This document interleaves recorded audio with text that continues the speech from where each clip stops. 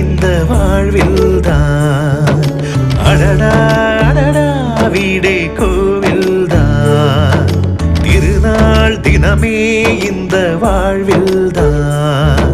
ஒரு வாழைத்தாரென உருவான சொந்தமே, இதை தாண்டி பூமியில் வேறென்ன வேண்டுமே?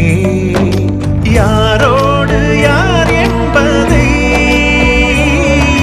தெய்வங்கள் தாயங்கள் ஆடி ஆடி சேர்க்கும். அடடா அடடா வீடே கோவில்தான்.